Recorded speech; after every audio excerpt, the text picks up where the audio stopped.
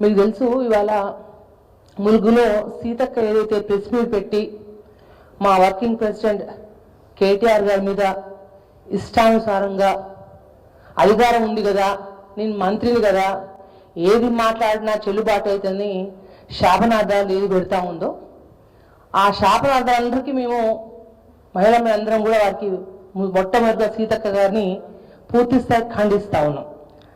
అసలు సీతక్క గారిని ఒక మాట అడగాల్సింది ఏంటంటే, మిమ్మల్ని కేటీఆర్ రాష్ట్ర స్థాయి వర్కింగ్ ప్రెసిడెంట్గా ఒక ములుగులోనే కాదు, ఏ కార్యకర్తకైనా ఇబ్బంది అయితే యావత్ రాష్ట్రంలో నలుమూలల్లో ఏ జిల్లాలైనా మాట్లాడే హక్కు వర్కింగ్ ప్రెసిడెంట్ కేటీఆర్ గారికి ఉంది.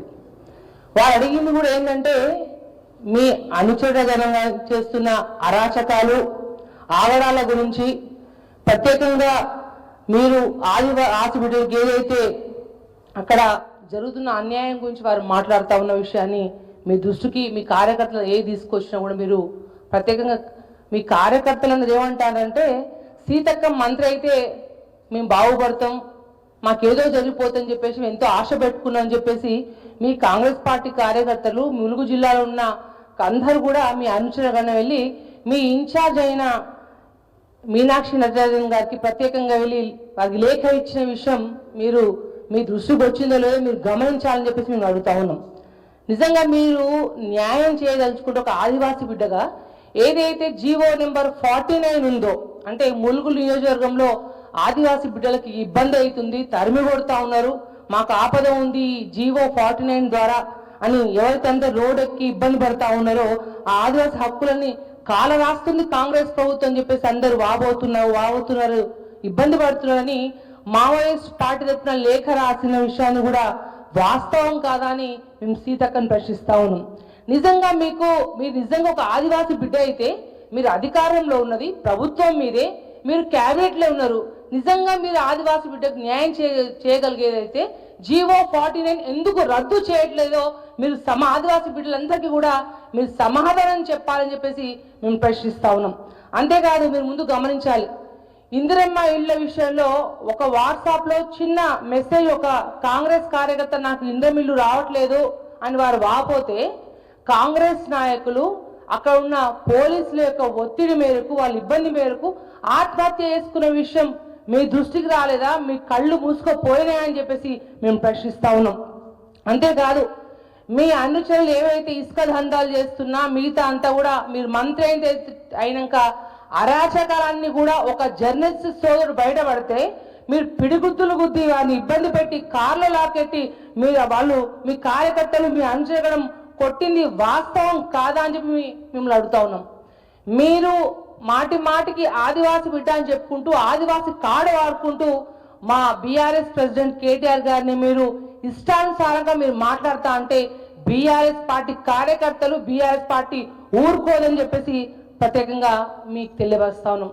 మీరు ఎట్లుందంటే ముసలి కన్నీరు గారుస్తూ ఇవాళ స్వాతి ముత్య యాక్టింగ్ చేసుకుంటూ ఫేస్ పెట్టుకుంటూ గతంలో ఉన్న ధనసరి సీతక్క వేరు, అధికారం వచ్చినాక మంత్రి అయినాక సీతక్క యొక్క వేరైందనేది మీరు గమనించాలని తెలియవస్తా ఉన్నాం.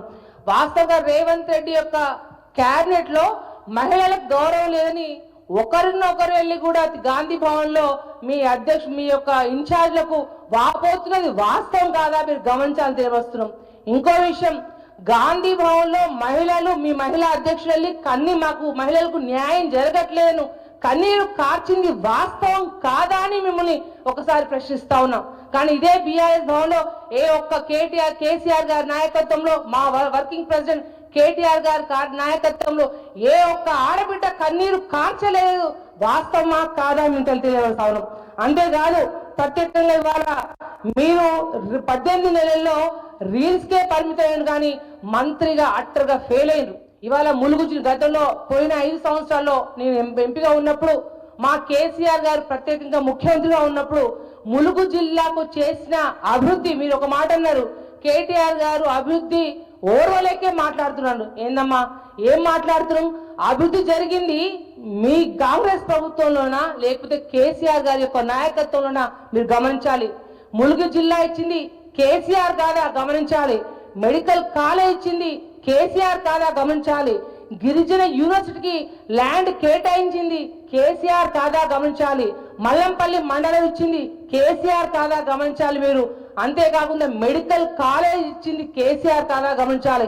ఇవాళ నువ్వు ఉన్న ఎమ్మెల్యే క్యాంప్ ఆఫీస్ కూడా మీ క్యాంప్ ఆఫీస్ తో పాటు యావత్ తెలంగాణ రాష్ట్రంలో ఉన్న ప్రతి ఎమ్మెల్యే క్యాంప్ ఆఫీస్ కట్టించింది కేసీఆర్ కాదా అని గమనించాలని చెప్పి ప్రత్యేకంగా మేము ప్రశ్నిస్తా ఉన్నాం. అంతేకాదు మీరు నిజంగా ఒక ఆదివాసీ బిడ్డ అయితే నిజంగా మీరు ఆదివాసీ బిడ్డలకు బడుగు బలహీన వర్గాలకు మనందరికీ న్యాయ విధంగా క్యాబినెట్ లో మీరు పోరాటం చేయండి.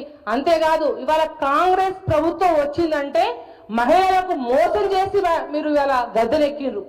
నువ్వు నిజంగా ఒక మహిళా బిడ్డ అయితే 2500 రూపాయలు మహిళలకు ఇస్తామని చెప్పేసి మీరు ఏదైతే ఎలక్షన్ లో ఇచ్చిన 420 హామీలతో పాటు 6 గ్యారంటీలతో పాటు ఈ 2500 నువ్వు ఎందుకు ఇప్పించలేకపోతున్నావో నువ్వు దానికి సమాధానం చెప్పాలి. నువ్వు మంత్రిగా ఫెయిల్ కాదా లేదా నువ్వు నాకు ప్రత్యేక సమాధానం చెప్పాలని చెప్పి మీకు తెలియజేస్తా ఉన్నాం.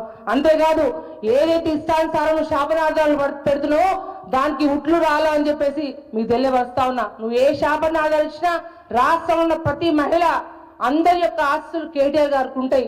ఆయన మంచి విద్యావంతుడు, మంచి వ్యక్తిత్వం ఉన్న వ్యక్తి. కానీ అడ్డగోళ్ళు ఏది పద్ధతి మాట్లాడితే బాగుంటుంది అనుకుంటే మాత్రం మేము ఎవరు కూడా ఊరుకునే లేని తెలియవరుస్తూ నిజంగా మీరు ఇప్పటి నుంచి ఎప్పుడైనా ఏ ఇబ్బంది అయినా కూడా ప్రతి కార్యకర్తకు అండగా ఉండే వ్యక్తి కేటీఆర్ గారు. వర్కింగ్ ప్రెసిడెంట్ గారు మీ ములుగు జిల్లాలోనే కాదు యావత్ తెలంగాణ రాష్ట్రంలో ఏ చిన్న ఇబ్బంది అయినా కూడా ఖచ్చితంగా కూడా బీఆర్ఎస్ పార్టీ తరఫున కేటీఆర్ గారు అండగా ఉంటారని తెలియవరుస్తూ మిమ్మల్ని అడుగుతూనే ఉంటాం, ప్రశ్నిస్తూనే ఉంటాం తెలియవరుస్తున్నా. కేటీఆర్ గారు మీకు ఏదైతే మీ రేవంత్ రెడ్డి గారు కేసీఆర్ అయినా రావాలి కేటీఆర్ అయినా రావాలి అని సవాల్ విసిండు కదా, దాన్ని కేటీఆర్ గారు అంగీకరించి 3 రోజులు టైం ఇచ్చిండు కదా.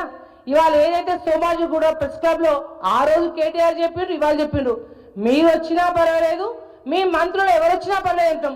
మేము డిమాండ్ చేస్తాను, దమ్ముంటే మీరు రండి.